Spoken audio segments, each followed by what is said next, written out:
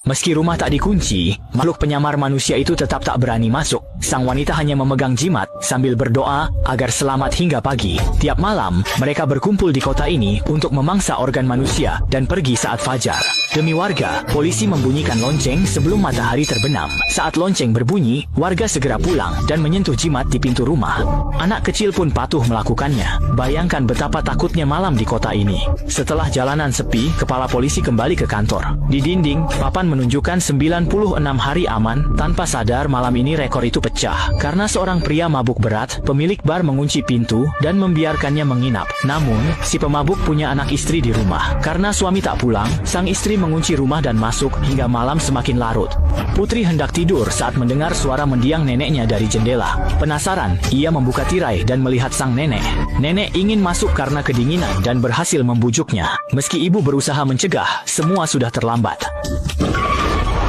Besoknya, saat sadar, si pemabuk melihat tetangga berkumpul. Belum sempat bertanya, polisi langsung menamparnya. Ternyata, polisi sering memperingatkan agar jendela dipaku karena anak mudah terbujuk. Namun, pria itu abai hingga tragedi terjadi. Melihat jasad anak istrinya, ia berlutut menyesal, tapi terlambat. Ia menanggung akibat bodohnya. Kurung dia. Kepala polisi membenci pria itu bukan hanya karena dia membunuh anak istrinya, tapi juga mencelakai orang lain. Tiap ada yang meninggal di kota itu, pendatang baru akan tersesat dan terancam. Benar saja, saat pemakaman, sebuah karavan datang. Polisi melarang warga bicara pada mereka, lalu dia sendiri yang bertanya. Setelah tahu mereka tersesat, polisi menunjuk ke depan. Pria itu pun pergi. Namun anehnya, meski terus mengemudi, mereka tak bisa keluar dari kota itu. Polisi sudah menduga hal ini, namun sengaja diam agar mereka beradaptasi demi bertahan hidup nanti malam. Tiba-tiba, mobil mereka terbalik ke hutan. Keluarga itu terjebak. Si pria terjepit pohon dan istrinya pingsan, namun putri mereka selamat tanpa luka serius. Pinggang putrinya terkilir dan putra bungsunya kritis karena paha tertusuk ranting. Polisi yang awalnya menyiapkan barikade akhirnya mencari mereka karena hari mulai gelap. Saat ditemukan terjebak di mobil, polisi segera menolong. 3 orang selamat, namun si bungsu masih terjebak. Karena kakinya terus berdarah, polisi hanya bisa merawatnya di dalam mobil. Kini, waktu menuju malam sisa 40 menit. Perawatan tercepat butuh sejam. Terpaksa kepala polisi menginap, sementara anak buahnya membawa keluarga lain pergi. Saat langit menggelap, ia menatap jimatnya penuh harap. Ia menggantung batu di mobil, membuat si pria heran tanpa penjelasan. Usai menutup semua celah, ia baru menjelaskan situasinya. Tiba-tiba, putra bungsu mereka kejang-kejang. Tak lama, terdengar raungan di sekeliling. Saat menengok keluar jendela, kepala polisi melihat monster-monster mendekat diam-diam. Melihat monster yang kian banyak, ia pun merinding. Sepertinya, bertahan hidup malam ini jadi tantangan terbesar mereka. Mobil rusak parah, tapi kepala polisi tak berani keluar karena di luar penuh monster yang menyamar. Ia cuma berharap pada jimat pengusir roh sambil berdoa selamat sampai fajar. Tiba-tiba terdengar teriakan dari luar, trik monster untuk membujuk manusia. Polisi senior itu tak tertipu, tapi Jim yang baru datang malah panik. Jim mengira itu tim penyelamat dan ingin keluar, tapi dicegah sang polisi. Ia menjelaskan di luar bukan manusia, tapi monster pemakan organ. Agar putranya tak terluka, Jim mesti diam di mobil dan tunggu pagi. Saat itu, para monster akan hilang sendiri. Mendengar itu, Jim pun tenang. Demi putranya, ia tak mau ambil risiko. Tapi ia tak tahu istri dan putrinya yang ikut tim penyelamat malah celaka. Mobil mogok memaksa mereka jalan kaki kembali ke rumah aman. Malam telah tiba, di luar penuh monster pemakan manusia, dan penghuni rumah aman segera membunyikan alarm. Semua orang bersiaga, pintu tetap tak dibuka meski diketuk keras, karena tak ada yang tahu mereka manusia atau monster. Tanpa disadari, monster yang sebenarnya telah diam-diam muncul. Seorang remaja tiba-tiba menyapa Julie sambil terus-menerus memanggil namanya. Julie seketika menjadi linglung, jelas telah terpengaruh oleh bujukan monster itu. Untungnya, wakil polisi bertindak cepat menembak remaja itu, namun lawannya tak terluka. Melihat bahaya mengancam, pemimpin wanita menyuruh si botak membuka pintu agar mereka selamat. Begitu masuk, ibu dan anak itu langsung diikat. Ini prosedur wajib pendatang baru guna mencegah penyusupan monster. Ibu dan anak itu segera dipisahkan. Pemimpin menenangkannya, berkata semua orang di sini datang tak sengaja. Mereka beruntung, ada yang tiba tengah malam dan langsung dicabik monster sebelum paham situasinya. Tapi ia justru mencemaskan suami dan anaknya di mobil rumah. Pada saat yang sama, teriakan di luar mobil rumah masih belum berhenti. Bahkan para monster sudah naik ke atap mobil. Sheriff menenangkan warga, selama ada batu jimat, monster tak akan bisa masuk. Tetap tenang agar monster tak temukan celah menyerang. Segera, suasana pun menjadi tenang. Anehnya, tengah malam Jim terbangun dan penasaran mengambil jimat itu. Dokter segera mencoba mencegahnya, tapi sudah terlambat. Oh tidak! Tidak mungkin! Mimpi buruk berakhir, mereka selamat melewati malam. Tim penyelamat tiba dan lega melihat semua baik-baik saja. Pendatang baru harus memilih, tetap di rumah aman bersama atau tinggal di rumah-rumah kota. Meski lebih privat, bahayanya kian besar. Saat tinggal di rumah kota kecil, harus cek batu jimat sebelum malam. Keluarga beranak pun wajib memaku jendela. Monster sering membujuk orang buka pintu, dan anak-anak lebih mudah terpengaruh. Di kota itu ada aturan hukuman. Jika menyebabkan kematian warga, pelakunya dikurung semalam di rumah besi. Tanpa batu jimat, masuk ke sana hampir pasti berarti mati. Pendeta mengatakan hukuman ini belum pernah digunakan, namun malam ini akan menjadi yang pertama. Setelah memperkenalkan kota kecil dan rumah aman, tibalah saatnya keluarga Jim untuk memilih. Kira-kira keluarga pilih hunian. Ternyata putrinya pilih bunker pribadi. Rumah aman. Mungkin dia merasa dianaktirikan, jadi dia bertindak sesuka hati. Orang tuanya kaget dan sulit menerima ini. Mereka khawatir dan membujuknya pulang. Namun polisi meminta mereka pulang karena sudah malam. Untuk menenangkan mereka, polisi berkata putranya ada di rumah aman dan akan menjaga gadis tersebut.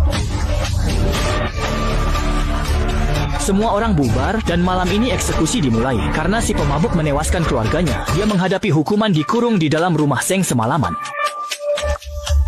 Melihat si pemabuk putus asa, polisi menambah 2 gembok lagi, berharap ia bertahan. Saat pintu tertutup, nyawa si pemabuk sudah ditakdirkan berakhir malam ini. Pria itu tak bersalah, namun dikurung tetangga dalam kotak besi. Polisi menambah gembok, berharap ia bertahan hingga fajar. Tiap malam, makhluk penyamar manusia berkumpul di kota itu. Mereka memangsa organ manusia dan pergi saat fajar. Bersembunyi di rumah berjimat adalah satu-satunya cara selamat melewati malam. Namun, pria yang tidak memiliki batu jimat itu hanya bisa meringkuk di sudut rumah besi. Saat menoleh lagi, makhluk-makhluk itu telah mengepungnya. Ia bak domba yang siap disembelih, hanya bisa terpejam dan pasrah pada nasib.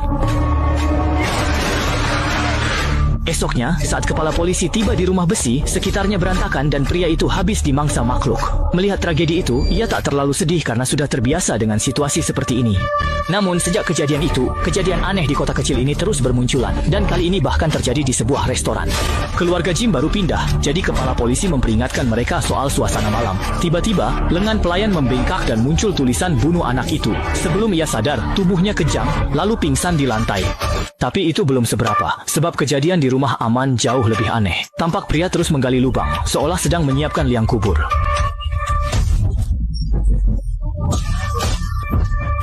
Ucapan Victor mengejutkan sang pemimpin. Akankah lebih banyak nyawa melayang di kota ini? Tak lama, Victor menemukan bocah bernama Ethan. Meski belum pernah bertemu, mereka punya ikatan khusus. Keduanya bisa melihat bocah berbaju putih itu. Sebelumnya, anak itu membantu Victor lolos dari berbagai krisis. Namun tiba-tiba ia menghilang begitu saja. Ethan melihat anak itu lagi, merasa sesuatu yang besar akan terjadi. Victor pun memutuskan untuk menyelidikinya. Benar saja, di hutan ia bertemu anak itu lagi, namun sekejap kemudian menghilang. Victor yakin ia bersembunyi di lubang pohon yang misterius. Victor ambil batu, gambar senyum di sana, lalu lempar ke lubang pohon depan Ethan. Tapi sedetik kemudian, batunya jatuh lagi dari langit.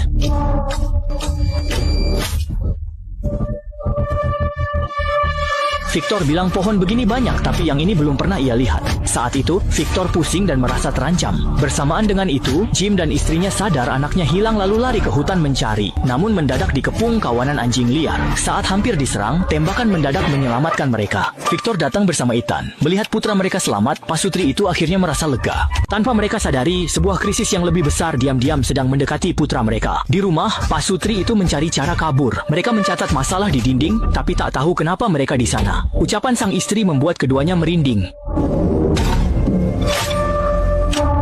Karena terjadi tiba-tiba, mereka sulit membedakan dunia nyata dan maya. Saat sedang memikirkan itu, pelayan tersebut sudah pulih. Karena rasa takut, ia tidak memberitahu dokter tentang apa yang terjadi pada dirinya. Ketakutan di hatinya membuat iblis kembali menyusup masuk. Sarah mendekati pasien dan menikam lehernya, lalu bicara sendiri seakan bertransaksi dengan iblis. Saat perawat memeriksa kamar, ia ketakutan melihat pasien tewas mengenaskan lalu lari, tapi pintu utama terbuka dan monster-monster masuk. Besoknya, polisi menemukan jimat, sisa tubuh, dan perawat yang juga tewas. Tak disangka, pelakunya adalah orang mereka sendiri. Sarah tiba di rumah Ethan. Dengan membunuh Ethan, ia penuhi janji pada iblis dan pergi dari tempat terkutuk ini. Tanpa sadar, bagi para iblis, ia hanyalah bidak catur.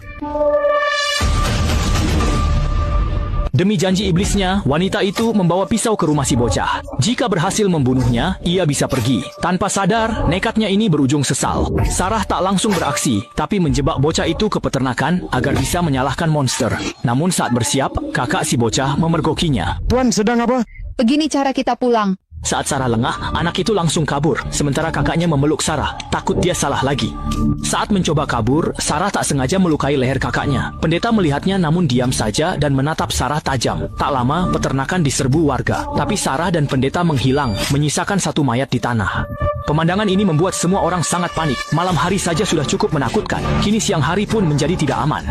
Anehnya, pendeta melihat Sarah namun sengaja menutupinya. Jelas ada rahasia di balik semua ini. Untuk menenangkan warga, ia berdalih Sarah lari ke hutan. Jika kembali sebelum malam, ia dan polisi akan menangkapnya. Namun jika tidak, berarti Sarah tewas di tangan monster. Mendengar itu, warga pun tenang dan pergi. Tapi tak disangka, di bawah tanah gereja, ternyata Sarah sedang dikurung.